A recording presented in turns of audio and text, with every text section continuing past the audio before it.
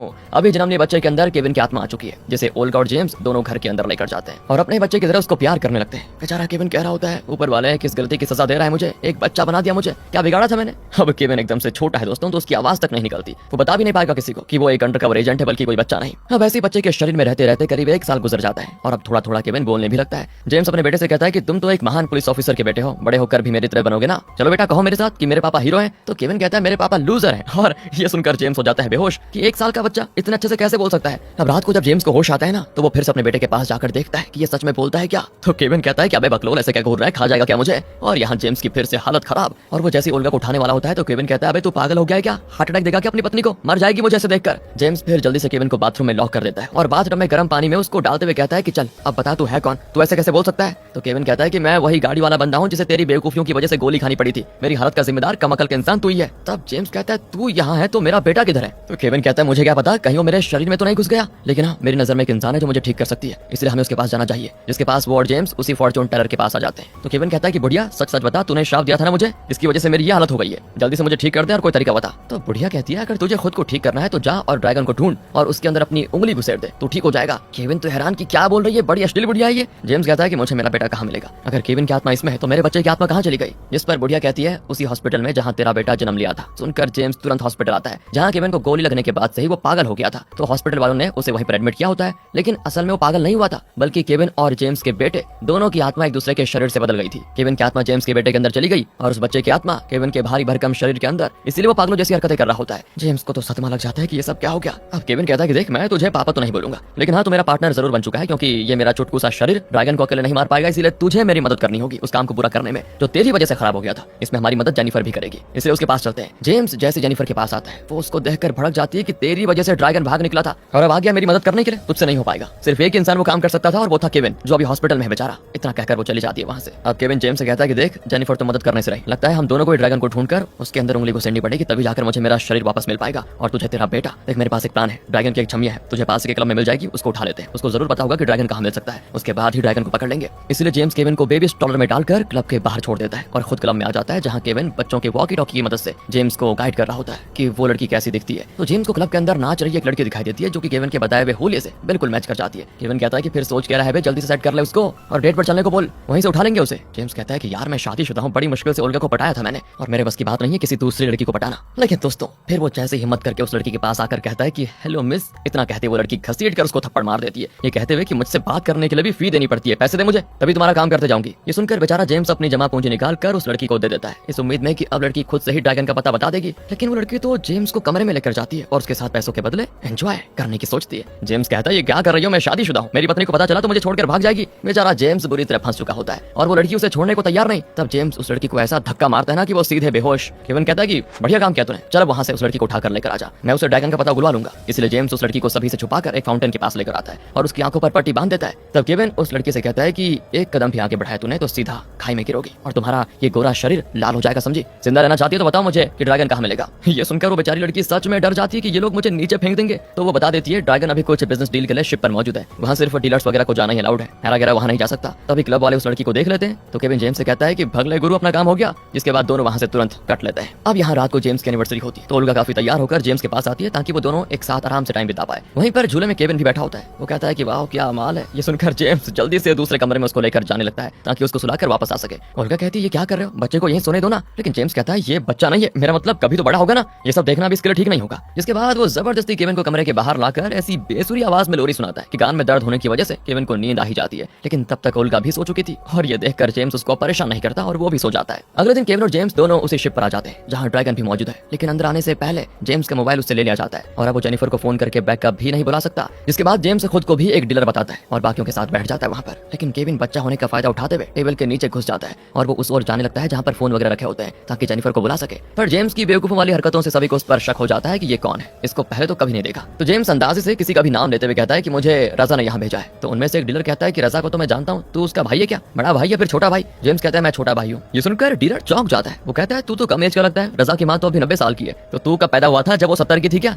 और ये सुनकर जेम्स के पसीने छूट जाते हैं कि हो गया काम, फंस गया मैं। तो वो उन डीलर में से ही एक को फंसाते हुए कहता है कि मैं यहाँ ड्रैगन को मारने आया हूँ और इस डीलर ने मुझे यहाँ पैसे दिए थे मारने के लिए। ये सुनकर तो अब सारे डीलर्स के बीच झगड़ा शुरू हो जाता है, सभी एक दूसरे को मारने लगते हैं। तो वही मौके का फायदा उठाकर ड्रैगन वहाँ से भागने की कोशिश करता है, पर जब जेम्स उसके उसके पीछे जाता है तो ड्रैगन के गुंडे उससे लड़ने लग जाते हैं। बेचारा जेम्स उन गुंडों के हाथों बहुत मार खाता है और मार खा खाकर उसकी हालत हो जाती खराब। लेकिन जब उसके कोट में लगा हुआ फूल जमीन पर गिरता है और उस पर बदमाश पैर रख देते हैं तो जेम्स का खून खौल जाता है कि अब मैं इनको नहीं छोड़ूंगा। वो जितनी मार खा रहा था उससे भी भयंकर तरीके से सभी बदमाशों की धुलाई कर देता है। तब तक वहाँ केविन भी आ जाता है जो ड्रैगन को पकड़ लेता है, लेकिन उसकी और जेम्स की मेहनत पूरी तरह से हो जाती बर्बाद, क्योंकि जिस ड्रैगन को उन्होंने पकड़ा था वो असली नहीं होता बल्कि एक एक्टर को ड्रैगन का नकली चेहरा दे दिया गया था जिसे असली समझकर इन्होंने पकड़ लिया। वो एक्टर कहता है मुझे माफ कर दो लेकिन मैं सच कह रहा हूँ, ड्रैगन को मैंने खुद भी अपनी आंखों से कभी नहीं देखा। वो कहता है कि ड्रैगन के बंदे आते हैं और जो जरूरत का सामान होता है वो दे जाते हैं। ड्रैगन को जो भी डायलॉग कहने होते हैं वो मुझे मोबाइल पर भेज दिया करता है, इसलिए मैं कभी भी उसकी रियल आइडेंटिटी को नहीं जान पाया। अब ये सुनने के बाद जेम्स और केविन के गुस्से का ठिकाना नहीं होता कि अब हम कहाँ ढूंढेंगे ड्रैगन को, लेकिन उनके पास वो फोन जरूर आ चुका है जिसमें ड्रैगन डायलॉग भेजा करता है। तो दोस्तों अब इस फोन की मदद से ये ड्रैगन तक पहुंच सकते हैं, बस एक बढ़िया प्लान बनाने की जरूरत है। अब इतना बड़ा मुश्किल काम करने से जेम्स को भूख लग जाती है, इसलिए वो ड्रैगन की मीटिंग से चुराए हुए चॉकलेट्स खा लेता है। उसे ऐसा लग रहा था कि उसने चॉकलेट खाए,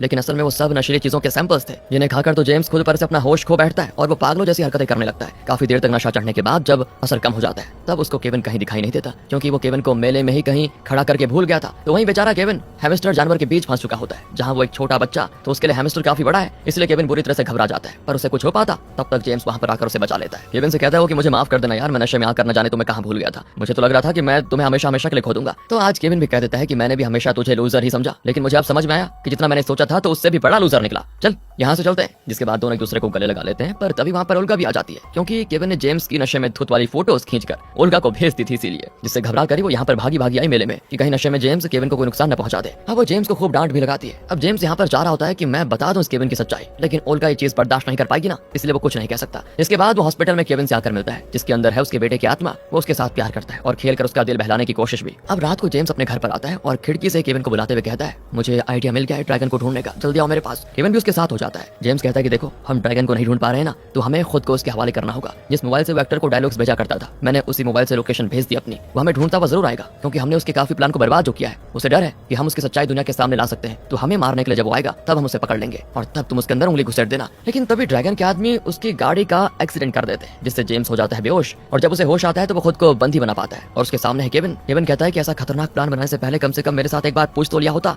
देखा फंस गए हम, हो तो अच्छा हो मेरा दिमाग तेज चलता है, तो तेरी पत्नी का फोन उठा लिया था मैंने, जेनिफर को फोन करके बुलाता हूँ अभी, वो आकर हमारी मदद कर देगी। लेकिन वो फोन ही करने वाला होता है कि तभी वहाँ पर जेनिफर आ जाती है। अब वो केविन को तो पहचानती नहीं कि बच्चे के अंदर असल में केविन है, सिर्फ जेम्स को देखकर कहती है तुमने तो मेरी नाक में दम करके रखा हुआ है, पहले भी मेरा प्लान फेल किया, अभी भी परेशान करने में लगे हुए हो, इसलिए तुम्हारा एक्सीडेंट करवाना पड़ा मुझे। जिसके बाद जेनिफर सारी सच्चाई जेम्स को बताने लगती है कि कोई ड्रैगन इस दुनिया में एग्जिस्ट ही नहीं करता, ड्रैगन को तो मैंने खुद बनाया है, वो भी सिर्फ केविन को फंसाने के लिए। जिस दिन वो गाड़ी के अंदर ड्रैगन को मारने आया था, उस गाड़ी में भी ड्रैगन के होलिया में वही एक्टर मौजूद था, क्योंकि ड्रैगन नाम का कोई इंसान इस दुनिया में है ही नहीं। मैं केविन को गाड़ी में बस एक बार लाना चाहती थी ताकि वहीं उसका खेल खत्म कर दूं, लेकिन तुमने मेरा प्लान फेल कर दिया। ये सुनकर जेम्स हैरान हो जाता है। वो कहता है मैंने तो सोचा था कि तुम और केविन एक दूसरे को पसंद करते हो। तो जेनिफर कहती है करते हो नहीं, करते थे, मैं केविन से बेहद प्यार करती थी, लेकिन शादी वाले दिन ही उसने मुझे धोखा दे दिया और वो आया ही नहीं। उसके बाद मैंने कभी उसे देखा नहीं, इसीलिए मैंने ड्रैगन का प्लान बनाया, क्योंकि अंडरकवर एजेंट होने की वजह से वो जरूर ड्रैगन को पकड़ने में मेरा साथ देगा और तब मैं उसकी जान ले लूंगी। ये मैंने सोचा था, लेकिन तुमने सब गोबर कर दिया, इसलिए अब तुम भी नहीं बचोगे। और वहाँ बैठा केविन भी दंग रह जाता है सच्चाई जानकर, लेकिन वो समझ चुका था कि अगर ड्रैगन को जेनिफर ने बनाया तो इसके अंदर ही उंगली घुसेड़नी होगी,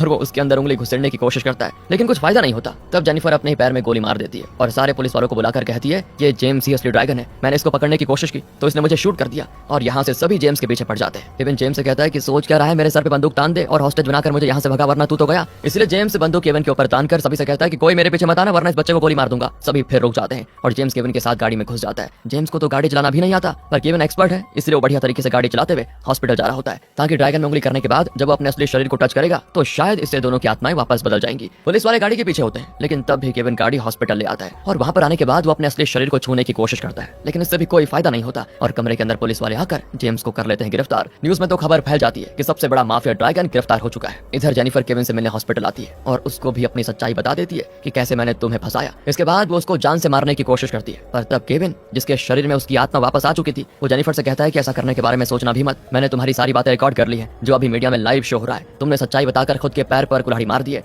यानी कि दोस्तों ड्रैगन में उंगली करने का प्लान सफल रहा। केविन को उसका शरीर वापस मिल गया और बच्चे की आत्मा जेम्स के बेटे में वापस चली गई। जेम्स को भी जेल से बाहर निकलकर उसको मीडिया वाले हीरो घोषित कर देते हैं कि ड्रैगन की सच्चाई लाने में सबसे बड़ा हाथ जेम्स का ही था। ये देखकर ओल्गा भी खुश होती है कि मैंने हीरो से ही शादी की, ना कि लूजर से। तब जेम्स से मिलने केविन आता है और उससे कहता है कि बड़ा ही कमाल का एडवेंचर था, क्या ऐसे और एडवेंचर में मेरा साथ देना चाहोगे पार्टनर एजेंट बनकर। सुनकर जेम्स की खुशी का ठिकाना नहीं रहता कि मैं भी अब एक अंडरकवर एजेंट बन चुका बताओ, और वो तुरंत ही केविन का पार्टनर बन जाता है। इसी हैप्पी एंडिंग के साथ होती है मूवी।